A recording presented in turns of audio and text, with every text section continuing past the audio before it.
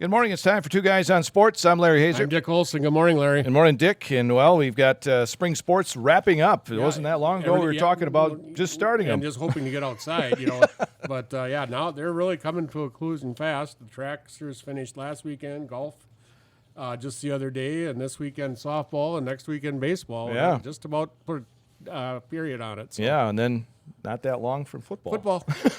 Best time of the year, Larry.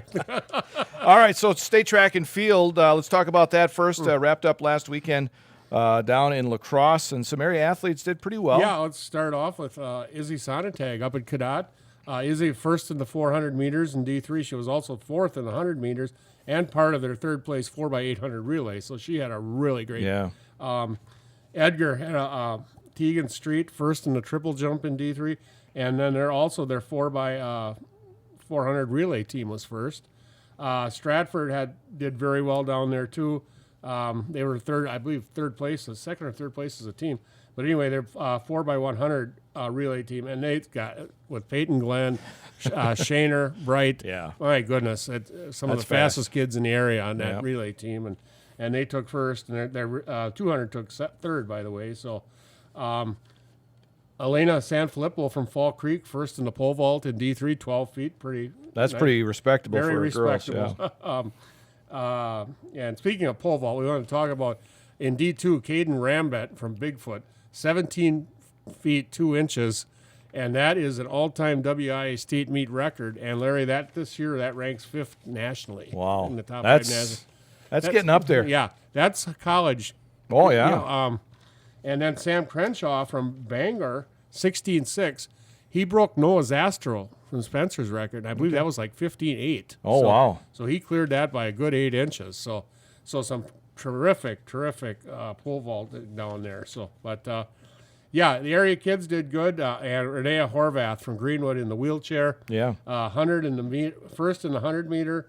Second in the 400 meter, second in shot put. So congratulations to her. Very nice out. You bet. Yeah. We talk about some of these new state meet records. There were a number of them that were set. A lot of them. And, we talk about Ashton Schultz from Neillsville running in the 110 and 300 hurdles. But I tell you, there were some times. Yeah. State records were set in Division I, 13.97 in the 110 and 36.92 in the 300. I said, usually, like 13 seconds in a straight 100 is pretty good, and then jumping over the hurdles. And 36.9 in the 300 hurdles. Yeah, and you don't see many people get under 40. That's 12 seconds per 100. That's awesome. And, these athletes just keep getting bigger and better, and so a lot of the records were set. A good majority of them in Division I. Yes, including the shot put and the discus, which were. As far as those are concerned, I would say shattered because it's 70 feet, 9.5 inches in the shot put, I think was like 3 feet farther than anybody. Yeah, and you go back, I remember the days when 50 feet was a big deal. 70 feet, my goodness. That's like throwing it. Yeah, that's almost 25 yards. Yeah. 75 feet would be, and then 212 feet in the discus.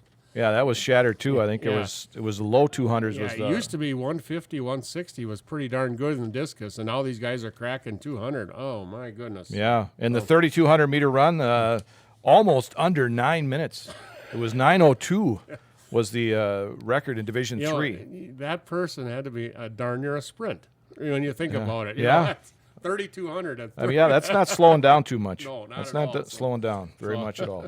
Very impressive. Yes. So a lot of records set. You can see some of that on our website, cwbradio.com. Congratulations to all the area kids. They all did very well down there. A lot of podium kids down there, and very proud of them, and good luck to them. So, speaking of track and field, UW Whitewater is hosting the Special Olympics Wisconsin Summer Games this weekend. In fact, it starts today with the opening ceremonies, and then tonight, and then they'll run through Saturday. And there are some athletes from Neillsville competing. You got Gregory Schmidt in the 4x100 and mini javelin. Dana Schiltz is down there in the 4x100, 100 meter, and the running long jump. Connor Breitung in the 4x100. Bo Fravert in the shot put. He's also an alternate in the 4x100. And Coach K, Colin Schmitz in the 4x100 and the running long jump. And they've always done well down there, and good luck to them again. You bet. And Colin tells me it's a terrific facility down at Whitewater. Whitewater. baseball team. Yep. Wow. Yeah, they're as we speak, they are playing in Game 2 of the best of 3 series. They lost Tuesday night to Miser Cordy or whatever. That is a weird. Yeah, I'm trying to find it here, but I can't find it. Miser Cordia is what I called it, and they're from Pennsylvania. And I believe it was like 10-8 the other night. 12-9. 12-9 was the first game. Yep. And then so they're playing right now out in Westlake, Ohio, and if the team from Pennsylvania wins, they will be the national champions. If Whitewater would win, there will be a Game 3 later this afternoon. Yeah. Then, so. Well, they did it the other day. They won 2. Yeah. They knocked out the team everybody's team was rooting for, that Birmingham Southern team. Right. The school that closed. Yeah, Whitewater beat them on a walk-off home run, but. You got to do what you got to do. So. Yeah, you got to win. Doesn't matter, I guess, who it is. No, that's right. All right, so state boys in golf wrapped up on Monday and Tuesday down at over at Black Wolf Run. Division 1 did get in 36 holes, but Divisions 2 and 3 only got 27 holes. Yeah, they got rained out the afternoon on Monday. Or at least the last. They shot in the afternoon, but the last part of it. But Tucker Johnson from Neillsville finishes tied for 11th in D3, 41-79, 120. So pretty respectable for that Meadows course too. So, and it's interesting. All 3 champions were first time. Yeah, and that surprised me with Mineral Point, because usually they're right up there. But this year, I forget who beat them last year, but I was very shocked to see Shatek Weyerhaeuser in second place in D3. Right. You talk to the north, you don't have quite the golfing, as much. You can't get out as early, but pretty impressive second place finish for Shatek Weyerhaeuser. Yeah, so. Wanakee in Division 1 and Lakeland in Division 2. Yep. So that was boys golf. Baseball sectionals were held earlier this week, and of course they hold those both on the same day, the semifinals and finals, and some area teams didn't fare so well. No, I said the area teams really, you start off with Pittsville in D4, lost to Aleva Strum 8-3. Now Aleva Strum, you got to give them credit. You look at the gauntlet they went through in their sectional. They went through Marshall Columbus, they went through Bangor and Pittsville, and then Royale. I said all good baseball teams, and they're going to state. And they were the 5th seed. 5th seed, yep. Yeah. Yep. So Rib Lake beat Edgar in the semifinal, but then Solon Springs Northwood beat Rib Lake. Where you wouldn't hardly think of Solon Springs. I know it's a really tiny school up north. Well, it's a co-op, but they took her to Rib Lake in the final, 10-2. So. And then Mondovi and Elk Mound met for the 3rd time in a section this season, and it was in the sectional semifinal in Cumberland. And 3rd time the charm for Mondovi. Huh? Yep. Elk Mound beat him twice before, but Mondovi beat him in the semifinal 4-1. Cumberland really took it to Mondovi in the final. So you got to wonder if Mondovi may have threw their ace. I think they put all their eggs in that basket to beat Elk Mound. To get to that final. And whatever happens, and so I wonder how Elk Mound handled it. Right. Did they save Russo for the game 2? Sure. And go with their, not that they're bad pitchers, but they're not quite what Russo is either. So. And, I'm sure there's a little rivalry there. Oh, absolutely. So I'm sure Mondovi said, we want to beat them. I don't care what happens after this. This is our sectional final right there. Yeah. Bonduel beat Auburndale. Auburndale had a lead late in that game. Yeah, Auburndale just doesn't score a lot of runs, but they're tremendous pitching. But Bonduel took it to beat them 2-1, and that was a tough run for Auburndale too. They had beaten Stratford and Marathon by shut them out both teams. Shut out both teams, but. Bonduel does, for their credit, they do go on and win the sectional, and they will be going to Appleton. So, also in Division 2, Mosinee won both the semifinal and final, so they are advancing on to state. Stevens Point won the semifinal over in Marshfield against Eau Claire North, but then lost to Hudson. So pretty terrific fields going down there, though. Some pretty good schools. One school that stands out for me when I look through is Johnson Creek. Yeah. Seems like they're there every year. You bet, yeah. And another one for me was Pacelli.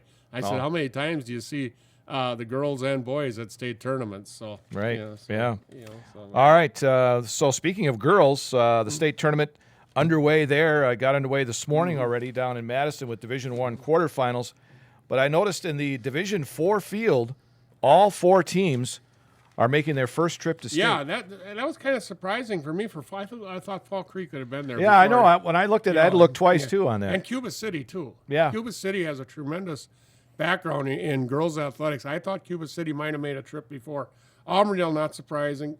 Coleman, I didn't know a lot about, but, but that should be some pretty good matchups later today. So. Yeah, that Cuba City Auburndale game, by the way, is on 92.3 FM WOSQ tonight at 6:30. Yeah. And then the Division 5 semifinal follows that. Yeah, that is the Oakfield Thorpe, and we really have a pretty good local flavor here in D5. You got Thorpe, pretty good rich girls softball history. Pacelli, of course, they've been made. Assumption too, with the girls sports. But Oakfield has been a many-time participant down there. That matchup, Thorpe and Oakfield, I did several years ago, and Oakfield, their pitcher pitched a perfect game in that one. Yeah, Loyal has some history with Oakfield down there too.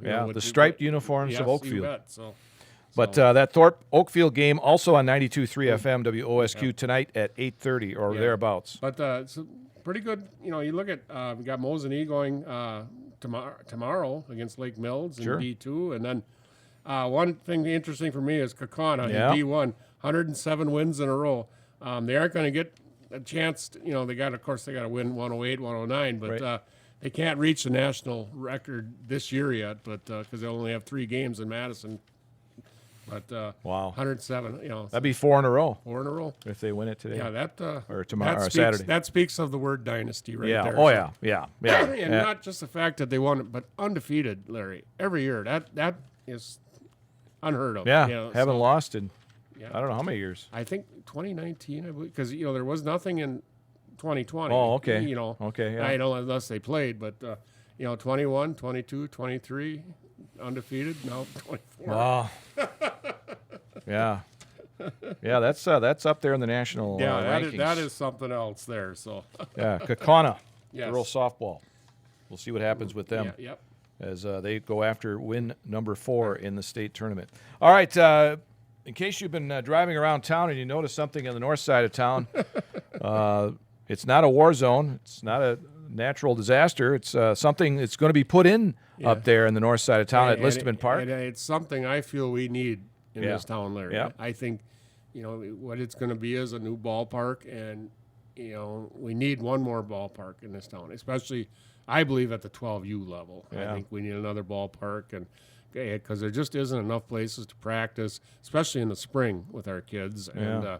And a lot of us end up sharing fields, and maybe we don't get the instruction we quite need, but this will be a great help. Yeah, and one of the guys that was instrumental in getting that together is a guy who's been around youth sports for a number of years, Jake Ormond, and I had a chance to talk with him earlier this week, and he talks about this project at Listman Park.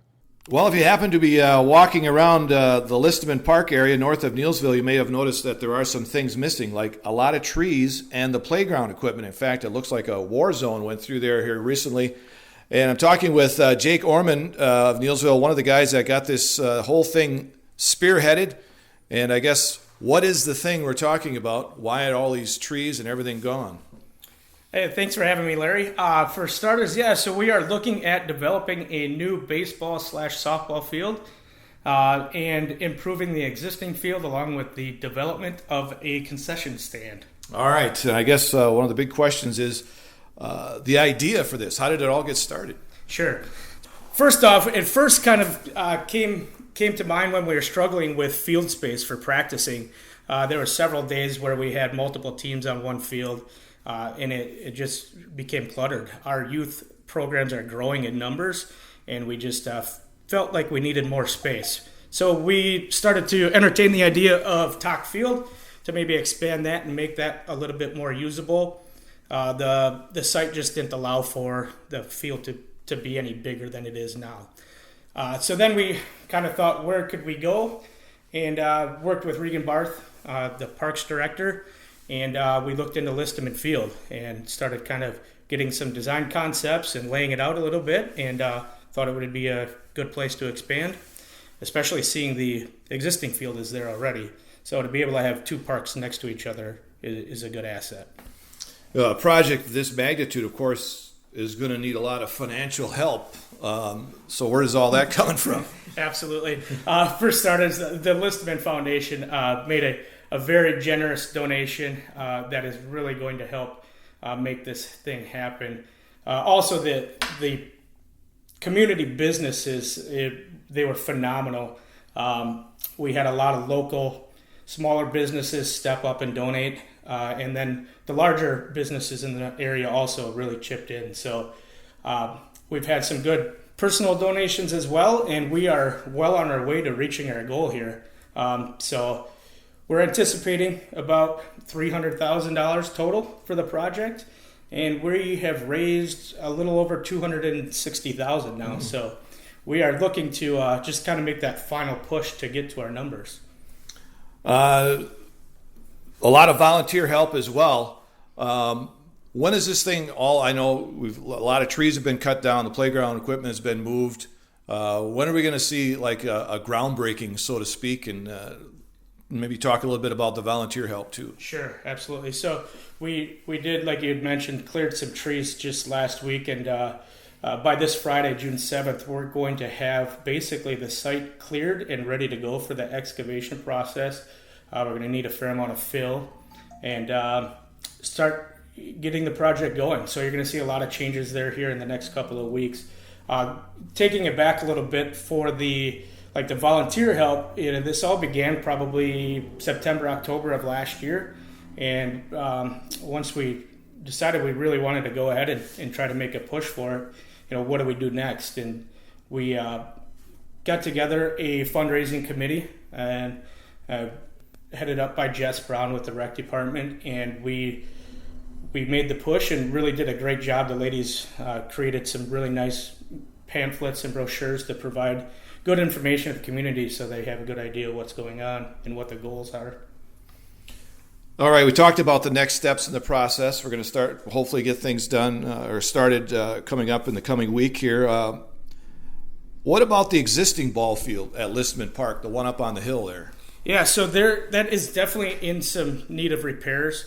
It's been a long time since there's been any work done there. I think when I was a kid, maybe 10, 12 years old was the last time anything's been done there. We are looking at, initially we're definitely going to resurface the infield dirt just to get that updated. And then there's a lot of little holes in the outfield. The right field line actually has a hill that you have to climb. So we're looking at kind of leveling that off and getting the water to drain a little bit better there. Ultimately, we are looking at providing a whole new fence.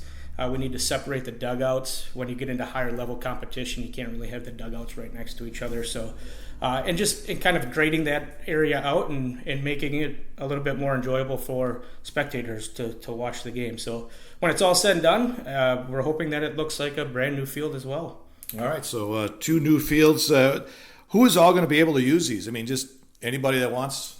Yeah, so the softball end of things, it will be able to host varsity softball games all the way down to the youth. So that'll be great. We can host many tournaments there, both softball, baseball-wise. It'll be 12U and under, typically. We will be able to host maybe some practices for the 14U, stuff like that. But a lot of 10U, 12U baseball, and then softball all the way up to the varsity level. And that encompasses over 200 youth kids just in Neillsville alone. So that's great there. Also, the big ball that they play on Thursday nights currently, we're hoping to be able to utilize both fields. They can maybe host little tournaments and stuff like that. The goal, or not the goal, we already just talked about the goal. The end date, when do you feel this thing is going to be done? Sure. So we kind of have it phased out into 3 different projects. So number 1 will be the new field. Our goal is to have that completely fenced in and seeded down by the fall, so that when we get into next spring that we can start playing on the field right away in the spring. Phase 2 would be the concession stand area, and that we will hope to have completed by early spring of next year as well, so that when we get up and running and playing games and stuff like that, we'll have concessions available. Phase 3 then would be the the rehabilitation of the existing field. And that's, if we can hit our goal with our fundraising, we hope to have that done by the end of next year. All right, so when this project is all said and done, what's going to be the goal? We kind of touched on a little bit there, but a lot of things being planned for this new thing. Yeah, absolutely. So I'll kind of take that into two parts. Number one, for the community, this is going to bring a lot of people into the Neillsville area. We're considering forming some leagues at the youth level that will bring more people into the town during the weekdays, and then host a few additional tournaments as well, which would certainly help the convenience stores, the hotels, and the restaurants and things like that. So from the kid participation aspect of it, just any physical activity for the kids, I think it's good.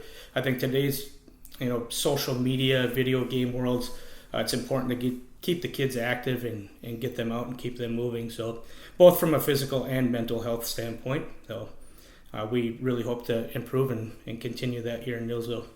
All right. So again, if you're driving by Listman Park north of Neillsville and you see things happening up there, that's what's going to be happening. A new ball field is going to be put in just east of the existing ball field, and also some improvements on that one there. We thank Jake Ormond for joining us here. Thank you. That's Jake Ormond of Neillsville talking about the new field they're going to put up at Listman Park, and maybe some renovations on the existing field. Yeah. So it's going to be a nice thing. But there's been a lot of nice big donations. The Listman Foundation has come through. I believe OAM and is it Atmos now have both made really nice donations towards it. So which that's what it takes to get some of these things going. And like that. it speaks large for the community that people are doing that, and it's going to be just wonderful when we have it. So so we're looking forward to that. Yep. Again, as Jake said, they're hoping to get work maybe started on that next week, early next week.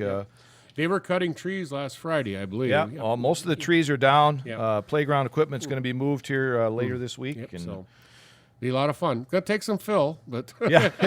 it's a little low down there. Yeah, he but- was talking about some of the fill they're going to Yeah. be bringing in. It's going to be upwards maybe 100 loads. Yeah, I would of think fill. so. I said a couple of years ago we had to rent up in that area, and our backyard was it goes right down to the pond there. Sure, So yeah, it's pretty yeah. low down there. So Yeah, it'll be interesting how that all works out. You bet. Getting the land to work out. All right, before we run out of time, let's get into where are they now? Here okay, this Larry, I'm heading up to Mosinee, and I'm going to talk about Carmen Stankowski, a 2006 graduate of Mosinee High School.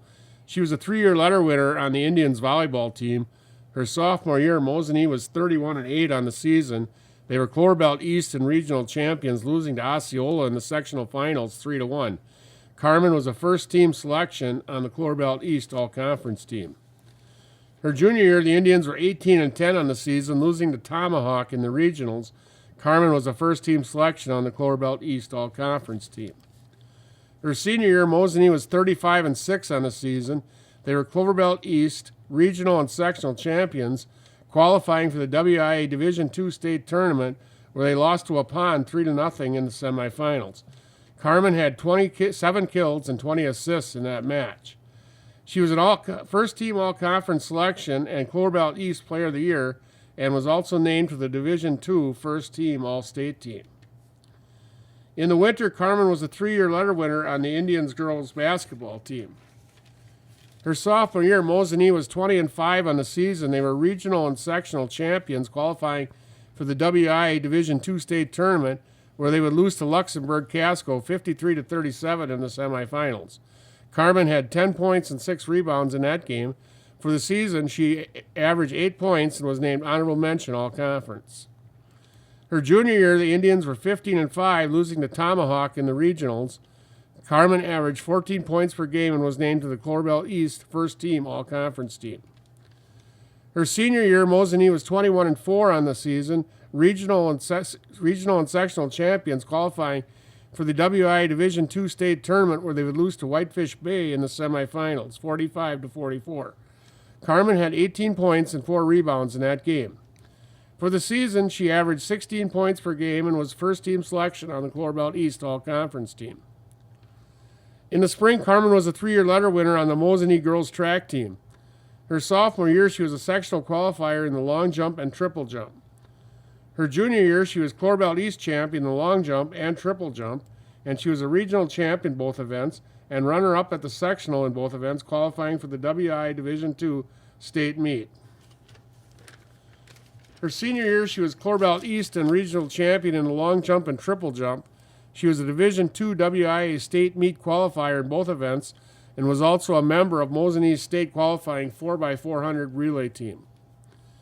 At the end of Carmen's senior year, she was awarded the prestigious WIA Scholar Athlete Award, which annually awards to the top 32 senior athletes in the state of Wisconsin. After graduation, Carmen earned an athletic scholarship to play volleyball at the NCAA Division II Winona State. Her freshman year, Winona State was 17-6 on the season. Carmen averaged 2.96 kills per game and 3.18 digs. Her sophomore year, the Warriors were 19-14 on the season. Carmen averaged 3.62 kills and 3.32 digs per game on the season. She was honorable mention All-Conference and named to the academic All-Conference team. Her junior year, Winona State was 12-17 on the season. Carmen averaged 2.35 kills and 3.17 digs per game and was honorable mention All-Conference and named to the conference All-Academic team. Her senior year, the Warriors were 11-20 on the season. Carmen averaged 2.6 kills and 3.3 digs. She was named honorable mention All-Conference and named to the conference All-Academic team. For her career at Winona State, Carmen ranks 4th all-time in kills with 1,339, 10th all-time in digs with 1,378, and 12th all-time in service aces with 113. Carmen graduated in 2010 from Winona State with a degree in nursing. Today, Carmen is a registered nurse employed by Ascension Health as head of risk management based in Appleton. Carmen Stankowski Woods and her husband Donald reside in Green Bay. Carmen Stankowski, Larry. Oh, another one of them great athletes from Mosinee. Yeah. Wow. They had some. Could have choose just about any sport to go on to college. Yes. And then ends up with a nursing degree, too. Yeah. So Yeah. Wow. more power. You bet. Let's see. I just read this here yesterday. The first year of the 12-team college football playoff is going to kick off with first-round games on December 20th. Mm-hmm. And what makes that so unique is that December 20th and 21st is the first round of those games. And the afternoon games on the, I don't know if it's 21st, the afternoon games are going to go up against NFL games. Yes. Yeah, that'll be interesting. Kansas City and Houston in the afternoon, and Baltimore and Pittsburgh later in the afternoon, and the first round of the college football playoff games. It'll be interesting how the NFL, what networks the NFL has those on, or maybe those are streaming or whatever, but you know that the playoff games are going to be on ESPN and ABC pretty much. Yeah. So if it's streaming, I think the NFL is going to take a beating on it. Maybe, I don't know. All depends, what teams are in that college football playoff. It depends on your matchups all the time. Right. A lot of money spent on those. Yeah. ESPN has a $7.8 billion deal with the college football playoff. Yep. Yeah, they're not going to mess around there. No. I don't think. Nobody else was going to challenge them either. I don't think so. Right. Well, we got time, about a minute left here on the show. Former Badger running back Monty Ball is on the ballot for the College Football Hall of Fame. Mm-hmm. Good for him. You bet. NCAA softball during their run, Oshkosh head coach Scott Beyer got his 300th career win. Well, good for him. He is the winningest coach in Oshkosh Titan history, and he is 5th all-time in WIAC history among softball coaches. Wow. What a career for him, You huh? bet. So, wow, Scott Beyer. The World Series didn't turn out quite as well. They won their first game and then lost the next two, but he's really achieved something over there at Oshkosh over the years. For those that don't know, Scott, of course, a Neillsville High School graduate. 2000. Yep, 2000. Yeah, it was went on to some good things down there at Oshkosh with that college women's softball team. Okay. NBA Finals start tonight, Larry. Who you got? I'd like to have Dallas, but I think it's going to be Boston. I think I kind of feel the same way. I think Dallas is a hot team, but I think the layoff is going to, both these teams have been laid off for about a week. But I think the difference to me is Drew Holiday for Boston stopping Kylie Irving. Yep. I think that's going to – he has been a defensive stickler with the Bucks wherever he's went, and I think he's going to be the – Luka Doncic is going to get his points, but you can't win without Kyrie Irving. So. All right, that's Two Guys on Sports for this week. I'm Larry Hazer. I'm Dick Olson. We'll talk to you again next week.